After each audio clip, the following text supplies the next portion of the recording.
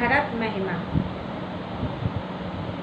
रामचरितमानस से कुछ पंक्तियाँ हमारी पाठ्य पुस्तक में हैं, जिसका शीर्षक है भरत महिमा। इसमें आप संदर्भ में लिखेंगी, प्रस्तुत पद्यांश हमारी पाठ्य पुस्तक हिंदी के भरत महिमा नामक शीर्षक से अवतरित है। प्रसंग में आप लिखेंगी कि इसमें उस समय का वर्णन है जब राजा दशरथ और कैकेयी की आज्ञा से राम लक्ष्मण सीता वन को चले जाते हैं और उनके भाई भरत उस समय अपने ननिहाल में थे। और जब उनको सारी जानकारी प्राप्त होती है और वह अयोध्या आते हैं तो उन्हें यह सब सुनकर बहुत कष्ट होता है और यह जानकर वो बहुत दुखी हो जाते हैं कि मेरे पिता की भी मृत्यु हो चुकी है। और उन्हें ये पता चलता है जबकि मेरी माता ने मेरे लिए राजगद्दी एवं मेरे भाई को 14 बरस का वनवास दिया है, तो वह श्री रामचंद्र जी को मनाने के लिए अपने राज्य का परित्याग करके वन को चलने के लिए तत्पर हो जाते हैं और अपने साथ जो राज समाज के लोगों की प्रजा की जिन की इच्छा थी वो भी उनके साथ जाते हैं। गुरु मंत्री यहाँ तक कि माताएं भी श्री रामचंद्र जी को मनाने के लिए उनके साथ जाती हैं।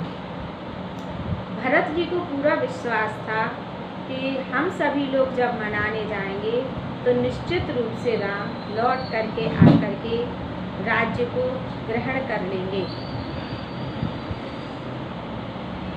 वही यहाँ पर बताया गया है कि जब भरत श्री रामचंद्र जी को मनाने जा रहे हैं उसी समय का यहाँ पर वर्णन है। चलत पयादे खात फल पिता दीन तजराज जात मनावन रघुवरहि भरत सरिस को आज। तुलसीदास जी कहते हैं कि भरत जी अपने पिता के द्वारा दिए गए राज्य का परित्याग करके फल खाते हुए पैदल चले जा रहे हैं। जात मनावन रघुवरहि भरत सरिस को आज, और आज वह अपने भाई श्री रामचंद्र जी को मनाने के लिए जा रहे हैं। आज भरत के समान ज्ञानी और महान कोई नहीं है। भायप भगति भरत आचरणु कहत सुनत दुख दूषण हरनु। जो कछु कहब थोर सखी सोई राम बंधु अस काहे न होई। जब वह श्रृंगवेरपुर गांव से निकलते हैं तो वहाँ की ग्रामीण स्त्रियाँ जब भरत को समाज के साथ देखती हैं तो वो आपस में कह रही हैं कि हे सखी, भाई के प्रति भरत की भक्ति और भरत के गुणों का जो गान करता है उसके कहने और सुनने में सारे दुख दूर हो जाते हैं। हे सखी, इनके विषय में जो भी कहा जाए वह कम ही है। यह श्री रामचंद्र जी के भाई हैं, ऐसे क्यों नहीं होंगे। अर्थात जब इनके भाई ने इनके लिए और पिता की आज्ञा पर अपने राज्य का परित्याग करके वन चल दिए हैं, वन जा सकते हैं, तो फिर उनके ये छोटे भाई इस प्रकार गुणवान वाले कैसे नहीं हो सकते हैं। हम सब सानुज भरतहि देखे भैन धन्य जुगती जन लेके। हे सखी, हम सब ने उनके छोटे भाई शत्रुघ्न सहित उन्हें देखा है। भैन धन्य जुगती जन लेके, और हम स्त्रियां तो मानो उनके दर्शन करके ही धन्य हो गए, प्रसन्न हो गए, आनंदित हो गए। सुनिगुन देख दशा पछताही कैकेयी जननी जोग सुत नाही।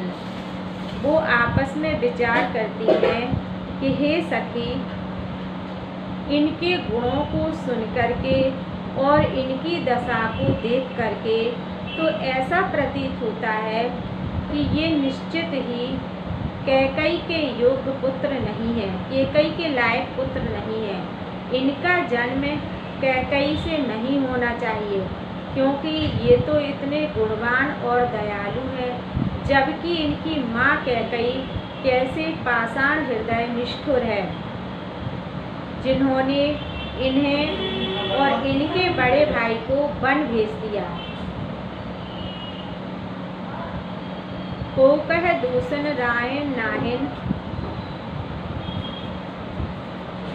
को कह दूषण रानिह नाहिन, विध सब कीन हमें जो दाहिन। उनमें से कई स्त्रियां कहती हैं कि इसमें कैकई रानी का कोई दोष नहीं है। हे सखी, ये तो विधाता ने सिर्फ हमें दर्शन देने के लिए किया है। अगर कैकई राम को वन ना भेजती तो ये कैसे उन्हें मनाने के लिए यहाँ आते, और अगर ये यहाँ नहीं आते तो हमें इनके कैसे दर्शन होते हैं। मानो सब कुछ विधाता ने हमारे लिए ही किया है। कहाँ हम लोक वेद विधहीनी, लघुतीय कुल करतूत मलिनी। कहाँ तो हम लोक की रीति रिवाजों से रहित हैं और हमारे कार्य भी बहुत छोटे हैं और हम छोटे कुल में जन्म लेने वाले हैं। बसहें कुदेश कुगाओ कुगामा, कहयह दरस पुण्य परिणामा। और छोटे छोटे गाँव में रहने वाली और छोटे देश में रहने वाली नारियां हैं, और कहाँ यह प्रभावशाली महापुरुष। इनके दर्शन करना तो हमारे निश्चित ही पुण्य के कार्य हैं। असे आनंद अचरज प्रतिगामा, जन बर भूमि कल्प तरु जाना। हे सखी, उनका यहाँ पर आना तो उसी प्रकार से आश्चर्यचकित होना है जैसे कि रेगिस्तान में कल्प वृक्ष का जमना। जैसे रेगिस्तान में कल्प वृक्ष या कोई भी वृक्ष का जमना असंभव है, उसी प्रकार से उनका यहाँ आना असंभव था। लेकिन ये सब तो हमारे पूर्व जन्म के पुण्यों के प्रताप से हुआ है, जो आज हमें उनके दर्शन हो गए हैं।